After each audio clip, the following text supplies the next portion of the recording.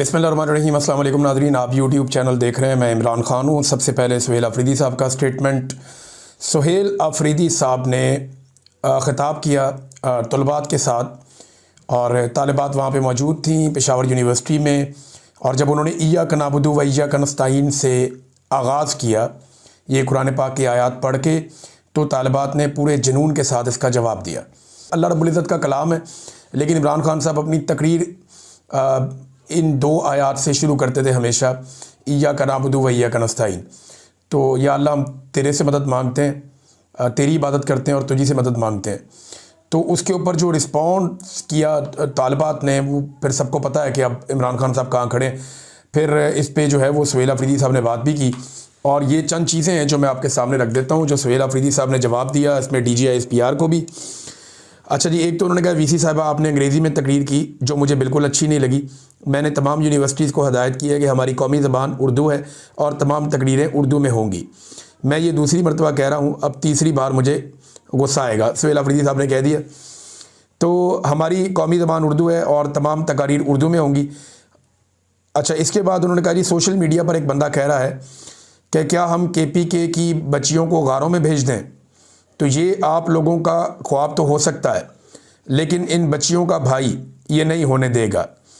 हमने खैबर पख्तूनख्वा में दोबारा अमन लाया है, लेकिन बंद कमरों के फ़ैसलों ने एक बार फिर हमारी ज़िंदगी अजीरन बनाई हुई है। जब हम दहशतगर्दों की आमद का बताते थे तो ये कहते थे कि हम झूठ बोल रहे हैं और प्रोपेगेंडा कर रहे हैं। अगर मुसलसल ऑपरेशन के बाद कामयाबी नहीं मिल रही तो इसका मतलब है पॉलिसी में शिफ्ट आना चाहिए, और पॉलिसी बंद कमरों में नहीं, खैबर पख्तूनख्वा के स्टेक होल्डर्स को एतमाद में लेकर बनाई जाएगी, तो वो मुस्तकिल और पायदार अमन में अहम किरदार अदा करेगी। देखिए, हम तो इनको बताते थे दहशतगर्द आ रहे हैं, क्यों लेकर आ रहे हो। हम शोर मचाते थे तो ये कहते थे आप प्रोपेगेंडा कर रहे हैं, कोई नहीं आ रहे दहशतगर्द। मुझे अच्छी तरह याद है कि जब मैं इसके ऊपर काम कर रहा था, मुराद सईद से मेरा उन दिनों में रब्ता था। वो बेचारा चिल्ला रहा था, हर एक को फ़ोन करके बता रहा था। लोग इस पे मीडिया में बात करते हुए डरते थे। तो मेरे पास क्योंकि नौकरी नहीं थी, मैं वीलॉग करता था, तो मैं उसमें ये बातें कर रहा था। तो मुझे बाकायदा रब्ता करके मिलिट्री इंटेलिजेंस के लोगों ने ये कहा, फ़ौज के लोगों ने मुझे रब्ता करके ये कहा कि जनाब ये सारा प्रोपेगेंडा है, कोई दहशतगर्द नहीं आ रहे खैबर पख्तूनख्वा में। तो उस वक्त ये हमें यकीन दिला रहे थे कि दहशतगर्द नहीं आ रहे। वही बात सुहेल अफरीदी ने कही कि यकीन दिला रहे थे, लेकिन अब बंद कमरों के अंदर फ़ैसले कर रहे हैं कि जनाब ऑपरेशन करना है। तो दहशतगर्द लेकर आ रहे थे, तब हम जब बताते थे तो कहते थे हम प्रोपेगेंडा कर रहे हैं। तो उन्होंने कहा यहाँ दहशतगर्दी को ख़त्म नहीं किया जा रहा, यहाँ इमरान खान और PTI को ख़त्म करने की बातें हो रही हैं। अगर उन्होंने दहशतगर्दी को ख़त्म करना होता तो हमारे साथ बैठकर पॉलिसी बनाते। हमने घर छोड़े और हमें कहा गया कि आपको 4 लाख रुपए मिलेंगे जो बंदा घर छोड़ेगा, लेकिन रियासत पाकिस्तान ने आज तक वो पैसे नहीं दिए। हम मिलिट्री ऑपरेशन के नुकसानात अपनी आंखों से देख चुके हैं। हम रास्ते में खड़े होते थे और जो हमारी माएँ और बहनें बग़ैर चप्पल के, सर पर चादर के सड़कों पे आती थी, हमें दोबारा वो मंजर अब नहीं देखना चाहते। सुहेल अफरीदी ने यह भी कहा। कल एक बंदा कह रहा था कि क्या हम खैबर पख्तूनख्वा के बच्चियों को गारों में भेज दें। तो ये आप लोगों का ख्वाब तो हो सकता है, लेकिन इन बच्चियों का भाई ये हरगिज़ नहीं होने देगा। एक माइंड सेट को अच्छा नहीं लगता कि खैबर पख्तूनख्वा तरक्की करे, उनको अच्छा नहीं लगता कि हमारे बच्चे पढ़ें, उनको हमारे बच्चों के हाथ में कलम अच्छा नहीं लगता, क्योंकि हमें हमेशा बे से बंदूक ही सिखाया गया है। यानी एक तो बैटल फील्ड बनाया हुआ ना खैबर पख्तूनख्वा को, कि ये लोग शायद पैदा ही लड़ने के लिए होते हैं। मुझे अच्छी तरह याद है, हम स्कूल में पढ़ते थे तो हमें जब पढ़ाया गया जनाब कि ये बलूच कौम है, ये पश्तून कौम है, तो हमें बताया गया जनाब कि जो बलूच और पश्तून है ना, ये बहुत लड़ाके लोग हैं। नसाब के अंदर बाकायदा पढ़ाया जाता था कि जब मेरा बेटा जवां होगा तो कंधे पे बंदूक रख के रवां होगा। ये इस किस्म की चीज़ें हमें स्कूल में पढ़ाई जाती थी। हमारे दिमागों में ये घुसा दिया गया कि ये लोग पैदा ही हुए बेचारे लड़ने के लिए। ये फैक्ट्री में नहीं जाएगा, ये इंजीनियर नहीं बनेगा, ये डॉक्टर नहीं बनेगा, ये मशीन नहीं चलाएगा, ये कोई और, मेरा बेटा जवां होगा तो बंदूक कंधे पे रख के रवां होगा। इस किस्म की शायरी हमें जो है वो पढ़ाई जाती थी कि जनाब बलूच माएँ और जो पश्तून माएँ वो ये ख्वाब देखती है। ऐसा कौन माँ देखती है ख्वाब। दुनिया जदीद हो चुकी है, वो तलवारों वाला दौर अब नहीं रहा, अब टेक्नोलॉजी का दौर है, आपको मईशत की वार में आना पड़ेगा। बहरहाल वो ये कह रहे हैं जनाब कि हमें तो बे से बंदूक ही सिखाया गया। खैबर पख्तूनख्वा में एक बार फिर मिलिट्री ऑपरेशन की तैयारी हो रही है। अगर मुसलसल ऑपरेशंस करने के बाद दहशतगर्दी ख़त्म नहीं हो रही और फिर से ऑपरेशन किया जा रहा है तो कौम को एतमाद में लें। अगर 15-17 साल से एक प्रैक्टिस हो रही है मगर वो कामयाब नहीं हो रही तो इसका मतलब है पॉलिसी ठीक नहीं है, उसको शिफ्ट आना चाहिए। फिर मिलिट्री ऑपरेशन में नुकसानात का जिक्र करते हुए सुहेल अफरीदी आपदीदा भी हो गए, काफ़ी रंजीदा हो गए वो। उन्होंने कहा कि मैं अफरीदी हूँ और आपको पूरे वसूख से कह रहा हूँ कि ऑपरेशन से पहले हमारे अफरीदी कबीले में भी मर्द या औरत भीख मांगने वाला कोई भी नहीं था, लेकिन बदकिस्मती से ऑपरेशन के दौरान घरों में जितने मर्द थे शहीद हो गए, सिर्फ औरतें रह गईं। और मैं जब उनको भीख मांगते देखता हूँ तो मुझे तकलीफ़ होती है। वो रोना शुरू हो गया बेचारा शहरयार अफरीदी, ऐसी बेबसी है वहाँ पे। मिलिट्री ऑपरेशन से पहले मेरी अफरीदी कौम में एक भी भीख मांगने वाला नहीं था, ना मर्द और ना औरत। इमरान खान को ख़त्म करने की बात हो रही है। सुहेल अफरीदी ने बहुत तकलीफ़ का इजहार किया। मुझे बहुत बुरा लगता है जब हम अपनी बहनों को सड़कों पे भीख मांगते हुए देखते हैं। दहशतगर्दी को नहीं, ये इमरान खान को ख़त्म करना चाहते हैं। वज़ीर आला ने कहा कि बंद कमरों के फैसले ख़तरनाक होते हैं। मिलिट्री ऑपरेशन की तैयारी हो रही है। 22 ऑपरेशन, 14,000 टारगेटेड ऑपरेशन हो गए हैं। 22 बड़े और 14,000 टारगेटेड। हमने निशानदेही की, दहशतगर्द आ रहे हैं, हमने रिपोर्ट दी। अगर ऑपरेशन करना है तो एतमाद में लें, सियासी जमातों को एतमाद में लें, यहाँ के मुशरान को एतमाद में लें। ऑपरेशन से हमारे स्कूल, अस्पताल, घर तबाह हुए। मिलिट्री ऑपरेशन शुरू होने से पहले एक भी भीख मांगने वाला नहीं था। ऑपरेशन ड्रोन अटैक, धमाकों से लोग शहीद हुए। अब वहाँ औरतें भीख मांगती हैं। हम दहशतगर्दी के खात्मे के लिए एक बार फिर कुर्बानी देने के लिए तैयार हैं। फिर उन्होंने कहा जी कि मैं इमरान खान साहब का पैगाम लेकर कराची जा रहा हूँ। सिंध हुकूमत से कोई राब्ता नहीं हुआ, सिंध तंजीम से मेरा राब्ता है। ये सुहेल अफरीदी साहब ने स्टेटमेंट दिया। अब जावेद हाशमी साहब ने भी DG ISPR साहब के बयान पर रद्द-ए-अमल दिया है, जो उन्होंने 3 घंटे की प्रेस कॉन्फ्रेंस की, 3 घंटे से ज़्यादा की। उन्होंने कहा DG ISPR की प्रेस कॉन्फ्रेंस सुनकर वक्त ज़ाया नहीं किया। ये लोग अज़ल से मुल्क में दिफाई ऑपरेशन और सियासी ऑपरेशंस कर रहे हैं। कामयाब सिर्फ सियासी ऑपरेशंस में हुए हैं। खैबर पख्तूनख्वा में गोली चलाकर क्या नतीजा निकाल लेंगे? ISPR साहब, इस बार आप तहरीक इंसाफ मुकाओ ऑपरेशन में बुरी तरह नाकाम हुए हैं। अब कौम आपसे नहीं डरती, कौम बहादुर हो चुकी है। इनकलाब आपके सामने है और ये जिस दिन इनकलाब आएगा ना, ये आप इनके पैंतरे नादरीन बदलते हुए देखिएगा। मेरी बात आप लिख कर रख लें। जिस दिन पाकिस्तानी सारे एक दफ़ा बाहर आ गए ना, ये कस्में खा खा के कौम को यकीन दिलाएंगे हम तो जमहूरी थे, हम तो ये करना ही नहीं चाहते थे। ये एक दूसरे को गालियां देंगे, वो कहता था, ये कहता था, उसने कहा था, ये करेंगे। और ये सारे सियासतदान इन्हीं फौजियों को गालियां दे रहे होंगे। ये आप मेरे से लिख के ले लें, यही होना है। जिस दिन आप खड़े हो गए, मैं पाकिस्तानी अवाम से मुखातिब हूँ, जिस दिन पाकिस्तानी खड़े हो गए, इनकी मंजिल ठुक जाएगी सारों की। ये जितने मनमानियाँ करने वाले, चाहे जर्नैल हैं, चाहे जज हैं, चाहे वो बड़े बड़े सियासतदान हैं जिन्होंने कंट्रोल किया हुआ है, पूरे निज़ाम पे कब्जा किया हुआ है, या शुगर माफिया है, या IPPs का माफिया है, या जितने बड़े बड़े माफियाज हैं, ये सारे घुटने के बल बैठ जाएंगे। नाज़रीन, एक और बड़ी डेवलपमेंट हुई है। PTI ने भी एक जवाब दिया, पहले वो भी देख लेते हैं।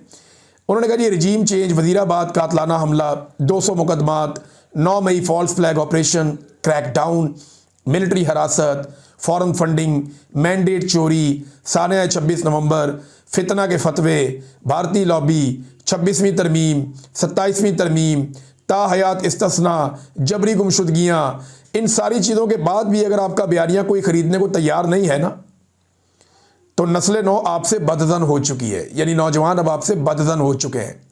मईशत तबाह हाल है और मुल्क की तारीख का बदतरीन ब्रेन ड्रेन जारी है। तो अब तहरीक इंसाफ के खिलाफ नया मंजन लेकर आ गए हैं कि दहशतगर्दी के पीछे तहरीक इंसाफ है। आइंस्टाइन ने इसी पागलपन पर कहा था कि बार बार एक ही तजर्बा इस उम्मीद पर किया जाए कि इस बार इससे मुख्तलिफ नतीजा निकलेगा, ये कैसे हो सकता है? यानी आप जितनी दफ़ा नाज़रीन सोडियम क्लोराइड को इकट्ठा करेंगे, सोडियम और क्लोराइड को, एक ही नतीजा निकलेगा। जितनी दफ़ा आप H2 और O को इकट्ठा करेंगे, एक ही नतीजा निकलेगा। यानी आप एक तजर्बा 1000 दफ़ा कर लेना, नतीजा वही निकलना है। जब तक कि आप वो माहौल तब्दील नहीं करते और आप वो तजर्बा बंद नहीं करते, आपको डिफरेंट तजर्बा करना पड़ता है। तो अब ये पाकिस्तान में ना 78 साल से ये मिलिट्री एस्टेब्लिशमेंट एक ही तजर्बा कर रही है, लेकिन इस मरतबा इनको मुख्तलिफ लोग मिले हैं जिन्हें मैं कहता हूँ टक्कर के लोग। ये ईमान मदारी उनमें से एक। ईमान मज़ारी साहिबा के ऊपर DGISPR ने कल निकाल कर दिखा दिया कि जनाब ये देखें, गद्दार भी करार दे दिया, दहशतगर्दों का साथी करार दे दिया, गैर मुल्की एजेंट करार दे दिया। इन्होंने हमारे साथ भी सबके साथ यही किया है। यहाँ पे हमने भी वकला से रब्ता किया है, मैंने, साबर भाई ने, चंद लोगों ने हमने मिल के, कि जनाब ये जो हमारे ऊपर इल्ज़ामात लगा रहे हैं DGISPR, ये इनको साबित करें ना। अब तो हम भी कोशिश कर रहे हैं कि कोई ऐसा प्लेटफॉर्म हो जहाँ पे हम इनके खिलाफ मुकदमा करें। लेकिन ईमान मज़ारी साहिबा का क्योंकि केस अदालत में चल रहा है, उसी केस से रिलेटेड वही ट्वीटें उठा के DGISPR साहब ने प्रेस कॉन्फ्रेंस कर दी, तो वो ले गई इस मामले को अदालत में। उन्होंने कहा जी DG ने मेरे पे बराह रास्त इल्ज़ामात लगाएं, तो DG साहब आएँ और आकर सबूतों के साथ साबित करें अदालत में कि ये इल्ज़ामात दुरुस्त है। दूसरा, उन्होंने ये कहा कि मेरा केस अदालत में चल रहा है। अब जब एक केस अदालत में चल रहा है, सब जुडिस है, तो उस मामले के ऊपर जब DGISPR रैंक का एक आदमी, लेफ्टिनेंट जनरल रैंक का एक बड़ा जर्नैल, जब उसके ऊपर अपनी एक ख़ास राय देगा तो वो अदालत के ऊपर असरअंदाज हो जाएगा। उन्होंने कहा कि फ़र्ज़ करें वज़ीर आज़म या कोई और मेरे हक़ में बोल दे, तो ये प्रोसिक्यूशन तो रोला डाल देगी इस केस के अंदर कि जनाब वज़ीर आज़म का बयान या फ़लाने का बयान या उसका बयान वो इस केस के ऊपर असरअंदाज हो रहा है। लिहाजा मेरे केस के ऊपर DGISPR असरअंदाज हो चुके हैं। ये अदालत अब दबाव में, ये अदालत का इम्तिहान है ना, बड़ा इम्तिहान तो अदालत का है। अब अदालत का फैसला मुतनाज़ हो जाएगा, इसलिए अदालत पहले DGISPR को बुलाए और बुला के उनसे पूछे कि जो आपने इल्ज़ामात लगाए उन्हें दुरुस्त साबित करें। एक अदालत में मामला चल रहा है, उसके ऊपर कैसे वो बात कर सकते हैं? लेकिन अगर उन्होंने बात की है तो वो सबूत लेकर अदालत में आ जाए। इन्होंने कहा कि DGISPR को तलब कर लिया जाए। तो जज साहब जो है ना, मजूका साहब, ये परेशान हो गए। जज साहब ने कहा हुन की कड़ी है, DGISPR को बुलाना किसी जज की औकात तो नहीं है ना, ये तो चीफ जस्टिस की भी औकात नहीं है पाकिस्तान में। वो तो DGISPR खुद आना चाहे और चीफ जस्टिस उन्हें उनकी इजाज़त से बुला लें तो वो आ जाते हैं। यहाँ तो एक मेजर को बुलाना बड़ा मुश्किल हो जाता है, एक कर्नल को बुलाना जो OC होता है उसको बुलाने के लिए अदालत पहले इजाज़त लेती है पाकिस्तान में, फिर उसको बुलाती है। बहरहाल DG साहब को बुलाना था, जज साहब ने कहा 5 मिनट दो, मैं 5 मिनट बाद वापस आके फैसला देता हूँ। इस बारे में बातचीत हो गई। अच्छा, वहाँ पे देखें कैसी नालायक किस्म की भोंडी दलील दी है प्रोसिक्यूशन ने कि जी DG ने इनका नाम नहीं लिया, और सामने स्क्रीन पे रख के चला दिया, सारा उनकी फ़ोटो चला दी, उनके ट्वीट चला दिए और उनको बाकायदा डिक्लेयर कर दिया गैर मुल्की एजेंट। ये तो हमेशा से पाकिस्तान की फ़ौज के जो जितने भी जर्नैल आए ना बड़े बड़े, इन्होंने जब भी कभी पब्लिक में बयानिया बनाया ना, जब भी किसी के खिलाफ हुए, इन्होंने क्या बात की, ये गैर मुल्की एजेंट है, ये भारतीय एजेंट है, ये इसराइल का एजेंट है। और पता लगा भारत के साथ भी इन्हीं के ताल्लुकात है, पता लगा इसराइल के साथ भी इन्हीं के ताल्लुकात है। यही अर्जियां डाल रहे हैं कि हम फौज लेकर जाते हैं, जाके हम मास को गैर मुसल्लह करते हैं। अच्छी बात है ताल्लुकात बनाना, लेकिन मैं कभी नहीं कहूँगा कि भारत के साथ बुरे ताल्लुकात होने चाहिए। हमारे जर्नैलों के भारत के साथ बेहतरीन ताल्लुकात होने चाहिए। हमारे जर्नैल चाहते हैं कि इसराइल के साथ अच्छे ताल्लुकात रखें तो बिल्कुल वो रखें, ये उनकी मर्जी है, लेकिन कौम को तो बेवकूफ़ ना बनाए ना। दूसरों को तो ये फतवा अपना दें कि जनाब ये भी इसराइल का एजेंट है, वो यहूदियों का एजेंट है, वो जो है वो गैर मुस्लिम है, मुसलमान ही नहीं है, वो उसने तौहीन इस्लाम कर दी है, वो जो है वो मोदी का एजेंट है, मोदी का यार है। ये फतवे लगा लगा के खुद इनकी यारी हर जगह पे निकल आई। तो जज ने कहा जी 5 मिनट बाद मैं आपको फैसला सुनाता हूँ। तो जज साहब 40 मिनट तक आए ही नहीं। 40 मिनट के बाद बजाय जज साहब आते, जज साहब ने अंदर से ही फैसला भिजवा दिया कि इस दरख्वास्त को हम पेंडिंग कर देते हैं, यानी इल्तवा में डाल देते हैं, और 342 के बयान के बाद देखेंगे। 342 का बयान जो है वो एंड में जाके होता है, जब केस का फैसला आने लगता है ना तब होता है। हादी अली चट्टा साहब ने यह कहा कि 342 का जो बयान है ना, उसके बाद ये दरख्वास्त गैर मुअस्सर हो जाएगी, यानी DGISPR को एक तरह का इस्तिस्ना अदालत ने दे दिया। अब देखते हैं कि किस किस्म की ऑप्शंस मजीद मौजूद हैं ईमान मज़ारी साहिबा के पास, क्योंकि उनके केस के ऊपर बराह रास्त असरअंदाज हुए हैं DGISPR साहब। अब वो इन ऑप्शंस को कैसे इस्तेमाल करती हैं ये भी देख लेते हैं। अच्छा, दूसरी जानिब एक और इंटरेस्टिंग बात मैं आपको बताता हूँ। देखें, DGISPR के खिलाफ इसी तरह की एक दरख्वास्त पाकिस्तान तहरीक इंसाफ या इमरान खान की बहनें भी दे सकती हैं। अलीमा खानम के ऊपर इस वक्त केसेस चल रहे हैं अदालतों के अंदर, इमरान खान के ऊपर इस वक्त केसेस चल रहे हैं अदालतों के अंदर। इन लोगों के ट्वीट्स दिखा के DGISPR जब प्रेस कॉन्फ्रेंस करते हैं तो ये पाकिस्तान का एक नहायत ताकतवर इदारा है जिसके पास बंदूक है, और इन एजेंसियों के ऊपर ये इल्ज़ाम भी है कि ये जजों के कमरों में कैमरे भी लगा देते हैं। तो ये, और जजेस ने बाकायदा लिख कर दिया हुआ है कि हमें इनसे खतरा है, ये इंसाफ के रास्ते में रुकावट है। तो ऐसे में इमरान खान साहब की जो वकला की टीम है, या अलीमा खानम की जो वकला की टीम है, या बाकी जो लोग जिनके ट्वीट्स वहाँ चलाए जाते हैं और दिखाए जाते हैं, DGISPR ने जिनके बयान दिखाए हैं, उन तमाम को चाहिए कि अपनी अपनी अदालतों में जाकर दरखास्त डाल दें कि जनाब DGISPR ने हमारे बारे में ये बात की, उन्हें बुलाएं और बुलाकर कहें और उनसे पूछें कि वो सबूत फराहम करें। वरना फिर वो हमारे केस के ऊपर असरअंदाज हो रहे हैं, उनको इस केस के अंदर बुलाया जाए और उनसे पूछा जाए कि वो क्यों अपने इतने बड़े प्लेटफॉर्म को, पूरे पाकिस्तान के और इंटरनेशनल मीडिया को बुलाने के बाद अपनी इतनी बड़ी ताकत को क्यों इस्तेमाल कर रहे हैं, अपने वसाइल को ये हमारे खिलाफ केसेस में। ये इमरान खान साहब भी कह सकते हैं, अलीमा खानम भी कह सकती हैं, और ये बाकी लोग, असद कैसर साहब और जो दीगर लोग हैं, वो सारे भी ये बात कर सकते हैं। अब नाज़रीन, इसमें जो आर्मी चीफ कौम का बाप है, DGISPR ने कहा कि इमरान खान ने ये कहा था। अब ये इमरान खान साहब को भी चाहिए कि आर्मी चीफ से पूछें कि साबित करो मैंने ये कब कहा था, और DGISPR को ये साबित करना चाहिए। ये ऐसे कोई थड़ेबाज का जुमला नहीं है, DGISPR है, कोई फ्राडिया नहीं है, DGISPR है। तो उन्हें जो बात करनी है वो उन्हें पक्की बात करनी है। कोई सोशल मीडिया पे देख के किसी ऐरे गहरे का ट्वीट पढ़ के वो वजीर इत्तलात नहीं लगे हुए पंजाब में, जो कोई भी चीज़ कहीं से भी उठाएंगे और उठा के पढ़ देंगे और पढ़ के ये सोचेंगे मैनू किन्हें पूछना है। ये DGISPR है, उन्हें इन बातों का जवाब देना पड़ेगा और अपनी बॉडी लैंग्वेज को फॉर गॉड सेक ठीक करें। आप फौजी हैं, आपकी फौजी की तरह की बॉडी लैंग्वेज लगनी चाहिए। ये मेरी दरख्वास्त है, ये मेरी ज़ाती ख्वाहिश है कि DGISPR नेक्स्ट टाइम आए, जो मर्जी बोलें, जैसे मर्जी बोलें, लेकिन ज़रा बॉडी पोस्चर सोल्जर वाला रखें। ये लमक लमक के इस तरह ना करें, इस तरह अच्छा नहीं लगता। बिल्कुल ही लीन हुए आप डाइस के ऊपर, तो वो नामुनासिब है। अब नाज़रीन, ये तो मैंने आपको कहा कि इमरान खान को भी करना चाहिए। PTI ने भी जवाब दे दिया DGISPR को, वो भी मैंने आपको पढ़ के बता दिया कि PTI ने कितनी क्लियर स्टेटमेंट दी है।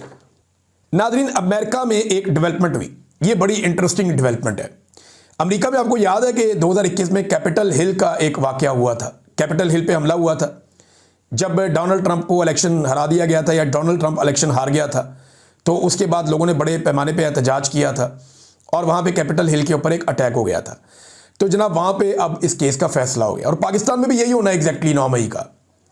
पुलिस की नाअहली का नतीजा निकला। देखिए, नून लीग और पीपल्स पार्टी और सारे हमेशा ये कहते रहे कि देखिए जी, अमेरिका ने कैपिटल हिल के वाक़े में कैसा इंसाफ किया, देखिए जी अमेरिका ने कैपिटल हिल के वाक़े में किस तरीके से प्रोसिक्यूट किया। हालांकि वहाँ पे उन्होंने एक एक सबूत, एक एक चीज़, एक एक CCTV फुटेज, एक एक रिकॉर्ड उन्होंने सामने रखा था, वहाँ पे ये किया था।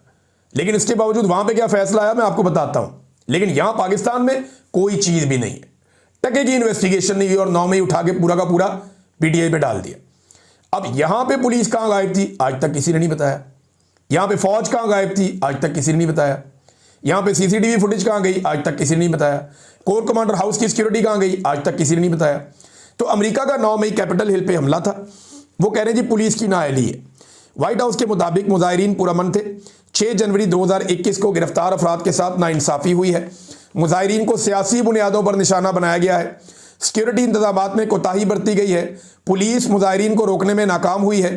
तमाम 1500 नामजद मुल्जिमान को पहले ही माफ़ी मिल चुकी है। यही होना है, ये जो होना है 9 मई के अंदर, एग्जैक्टली यही होना है। भाई पुलिस किधर थी, सिक्योरिटी किधर थी, CCTV कहाँ गया, ये सवालात उठाए जाएंगे बाद में। इसके साथ जो जोड़ते थे ना दोनों वाकयात को, वो अब ज़रा जोड़ के देख लें कि जो नतीजा अमेरिका में निकला यही नतीजा पाकिस्तान में निकलेगा। DGISPR ने एक और गिला किया। उन्होंने कहा कि एक बंदे ने पूरी पार्टी डिक्टेटर की तरह चलाई है। देखें, वो पार्टी जाने, पार्टी का काम जाने और पार्टी के वोटर जाने, आपका इससे क्या लेना देना। DGISPR इसके अंदर कैसे मुदाखलत कर सकते हैं। वो पार्टी डिक्टेटर की तरह चलाए, जमहूरियत की तरह चलाए, जैसे मर्जी चलाए। आप कौन है, आप कौन है पूछने वाले, आप कैसे पूछ सकते हैं। आप एक सरकारी मुलाजिम हैं, आपको तो इजाज़त ही नहीं है किसी पॉलिटिकल पार्टी के अंदरूनी मामले में मुदाखलत करने की। इमरान खान जमहूरी है, गैर जमहूरी है, डिक्टेटर है, कुछ भी है, आपने इसका नहीं पूछना। ये वोटर जाने और इमरान खान जाने, वोटरों को पसंद है ठीक है, नहीं पसंद वो फारिग कर देंगे, आपका इससे कोई लेना देना नहीं है। हाँ, आपने इस बात का जवाब देना है कि कौम के 35 साल से ज्यादा जो आपके 4 डिक्टेटर खा गए और वन मैन शो पाकिस्तान में चलाया, उसका हिसाब दें कौम को कि फर्द वाहिद पूरे मुल्क का मालिक कैसे बना। ये तो एक पार्टी का मालिक बना ना इमरान खान, और वो मैं उसको सफाई देना ही नहीं चाहता, ना उनकी पार्टी को देनी चाहिए DGISPR को सफाई कि इमरान खान डिक्टेटर है या पार्टी से मुशावरत करता है। ये होते कौन है सवाल करने वाला, कोई जमहूरी आदमी सवाल करे तो जवाब भी दिया जाए ना। यही वो सवाल कैसे कर सकता है जिन्होंने पूरा का पूरा मुल्क कब्जा कर दिया और